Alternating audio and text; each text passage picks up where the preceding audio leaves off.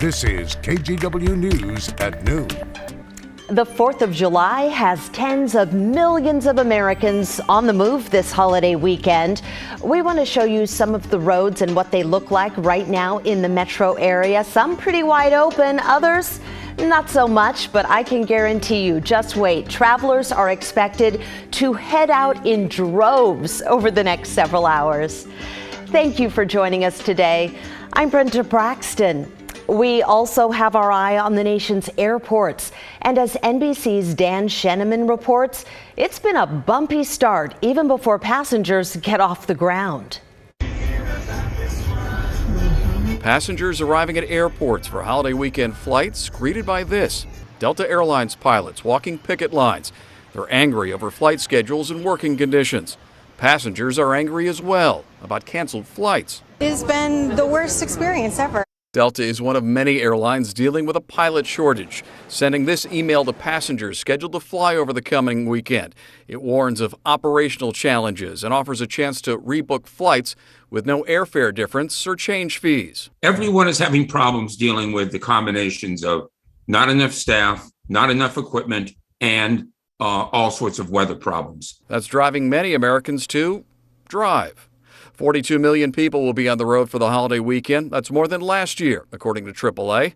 High gas prices not keeping families at home. Well, I guess it was no calculation due to it's her birthday. So we just you know what, we're going to just come.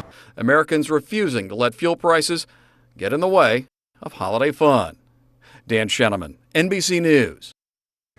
If you're packing up the car and heading out today, you will have a lot of company on the road. Transportation experts say you'll find the heaviest traffic between now and 9 p.m. If you're leaving tomorrow and you have some flexibility, take off before noon or after 7 p.m. to avoid peak traffic. AAA says travel season kicks into high gear this weekend, and there is no sign it's tapering off for the rest of the summer. Well, the weather forecast is looking up. Rod, the holiday weekend is off to a great start today. It is completely dry weather conditions, so weather-wise, your local travel to hit the highways in any and all directions are going to be just fine. The marine deck has been more stubborn at this noon hour than it has been all week. We're still overcast, but futurecast, here we are at 6 p.m. For folks maybe getting a little later start, you can see at that point it will be sunny at the coast as everything backs off. The exception may be up around Long Beach or Astoria, but otherwise completely dry conditions for you and all sunny out there as well. Here are the temperatures at noon. 65 in Portland, 69 in Salem. It's sunny and 81 out in the Dalles. So if you're driving through the gorge, you're going to find the old car thermometer starting to go up, up, up, up, up and away. Folks pulling into Cannon Beach right now. You see some folks on the beach. It is completely dry, but it is overcast. It doesn't take you long on 84 out in the gorge to find the clear skies. This is Elk Ridge Golf Course in Carson on the Washington side. And again, we have clear skies out into eastern Oregon. Clear over the Cascades. Again, once you get through the Sandy area, you'll quickly start to get out of the low clouds and find some sunshine. Central Oregon is beautiful. That's the camera at the back of Sun River Resort. So it's just the marine deck here on the west side. We're at 65 degrees. Portland should be clearing in the coming 2 hours. And I still think we have a chance to get up to about 81 for a high temperature. Thunderstorms are going to shake and bake parts of our state over the weekend. We'll talk about that coming up. We'll see you then. Thank you, Rod. This noon, an update on the major shakeup in the Pac-12. USC and UCLA are leaving to join the Big Ten. And the big question is, will other Pac-12 schools join them? About an hour ago, CBS Sports football writer Dennis Dodd tweeted that Oregon and Washington have been told by the Big Ten that it's standing pat for now. I mean, but who knows? This is a very fluid situation and anything could happen at any time. Here's what we know for sure. Beginning in 2024, USC and UCLA will team up with the Big Ten Conference. Yesterday, Big Ten members voted to approve the switch. The Big Ten and the SEC are the most dominant college football conferences, and they have the most lucrative TV deals. Sports fans on social media are all over this, including former KGW sports director Colin Cowherd. He had kind of a funny tweet this morning posting, Spitballing here, how about you combine the remaining Big 12 and Pac-12 schools and call it Biggie and Pac? He is so sassy. Cowherd for the win there. Seriously, though, the Pac-12 says it was blindsided by these surprise departures. Well, Portland's Moonstruck chocolate has a new owner. Today we learned it's been sold to the New York-based company Chocolate Works. They will still make Moonstruck locally, but they'll consolidate operations at a facility in Northeast Portland.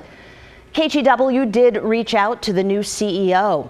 He said some office and manufacturing workers are staying on, but many retail workers had to be let go. Next Friday, Moonstruck will close its last 3 stores in St. John's, Beaverton, and downtown Portland. The new business model includes selling Moonstruck online and in big box stores. A court appearance for the man charged with attacking a homeless person in Portland's Old Town.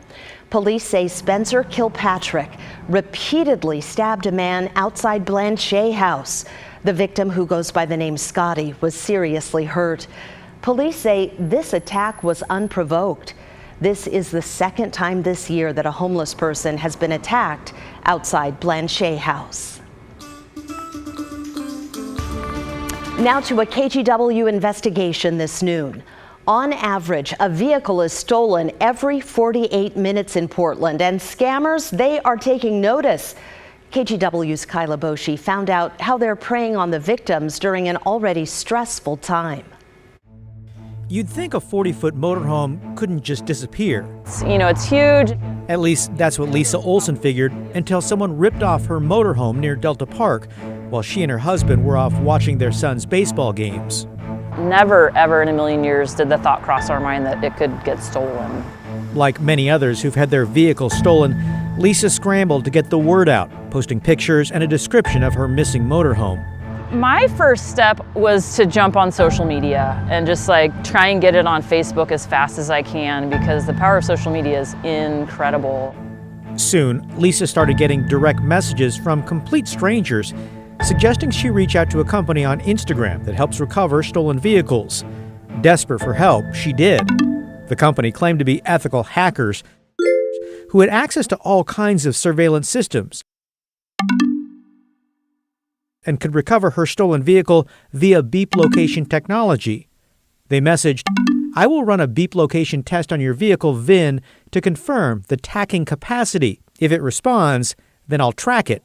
I'm not mechanical. I was like, okay, it sounds like something that can probably be done.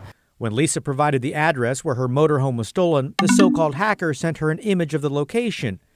And when she shared the vehicle's VIN number, they responded with all kinds of details about the make and model. It's information that's readily available to anyone on the internet, but in that moment of desperation, it seemed legit. It was convincing. He's like, I have your vehicle location located.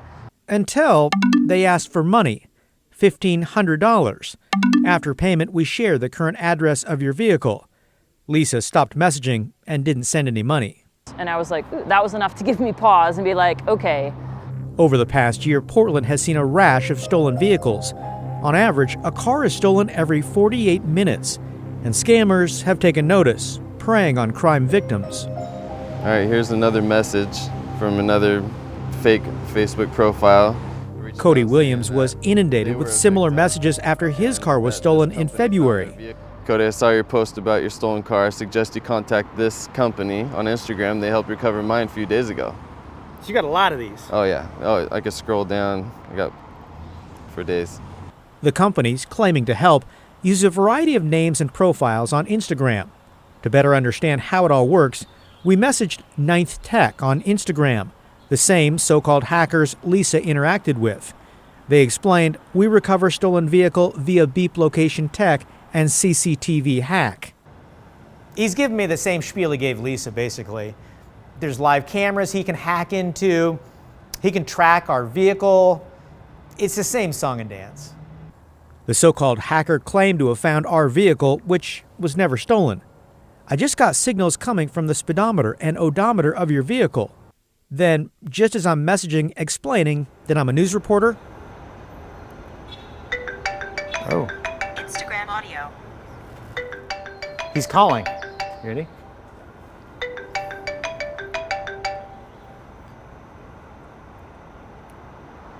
This is Kyle. Yeah, I can give you the address, but you gotta pay. How much do you want us to pay?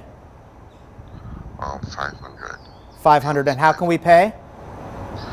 We accept payment via PayPal. Do you understand how crypto transactions work? I'm an investigative news reporter with KGW television in Portland, Oregon. And I'm working on a story on scammers who prey on people who had their cars stolen.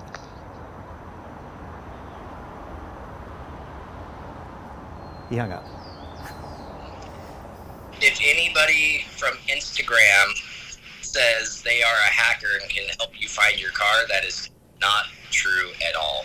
Titan Crawford helps run the PDX Stolen Cars Facebook page. He warns these so-called hackers can't really locate your stolen car. Plus, there's no need to pay. Tens of thousands of volunteers are willing to help for free using social media. And it's just something we do. We drive to work and we see a vehicle that looks suspicious. We run the plate, confirm it's stolen, and then we try and track down the owner.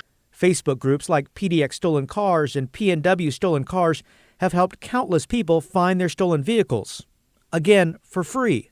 It's awesome when we help find a vehicle. Including Lisa Olson. Volunteers on PDX Stolen Cars and PNW Stolen Cars helped spread the word on Facebook about her missing motorhome. And within 24 hours, several people spotted it driving around Portland. They reported back, posting updates in real time on Facebook, and notified police, who eventually found the 40-foot motorhome abandoned along a residential street in southeast Portland. Throughout this whole thing, the only thing that still makes me emotional is how many good people there were who helped us. It appears someone had broken into the motorhome, got it started, and took it for a joyride. You want to see the locks that got drilled out? Lisa said there were signs of drug use. The inside was pretty trashed, and valuables were stolen. But most importantly, it came back in one piece. Oh my gosh, it's amazing. It's like I said, it's kind of surreal that the whole thing disappeared, but the thought that we have it back is, it's our home. So it's our second home, and we're ecstatic to have it back. Kyle Aboshi, KGW News. Stay with us. Coming up next, a WNBA player in court today in Russia. A U.S. diplomat who spoke with Brittany Griner reveals how she's holding up. And here's a live look at our Wells Fargo Skycam in 5 minutes. Your forecast for the 4th of July weekend.